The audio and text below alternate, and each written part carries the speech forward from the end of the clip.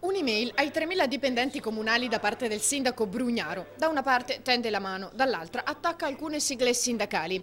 Carissimi, si legge, sono consapevole che sono stati mesi difficili, ma stiamo pagando l'inefficienza delle precedenti amministrazioni e gli 800 milioni di euro di debito ereditati.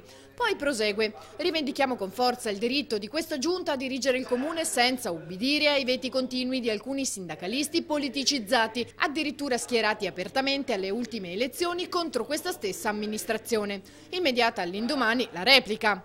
Un mix tra il patetico e il film dell'orrore. Mi viene in mente, non so, tipo dove il rapitore rapisce la bambina e poi comincia a strappargli le unghie dicendo: ma non ti preoccupare, è per il tuo bene, non dovrai più tagliarti le unghie tutta la vita. Ecco. È tempo della trattativa, non dei conflitti, continua la lunga lettera del sindaco. Siamo a disposizione con umiltà. Chi deciderà di starsene sull'Aventino non farà né il bene dei lavoratori né quello della città e se ne assumerà la responsabilità. Per andare sull'Aventino vuol dire che c'è qualcuno che da qualche parte c'è e tu lo sfuggi. Noi non abbiamo mai sfuggito a nessuno. Chi sfugge lui, basta vedere l'ultima assemblea che l'avevamo invitato, lui sfugge sempre, io l'ho visto 2 volte in tutto da quando è diventato sindaco, poi viene e fa la sua requisitoria e va via. Se questo è ragionare con il sindacato, beh, ognuno ha la sua idea.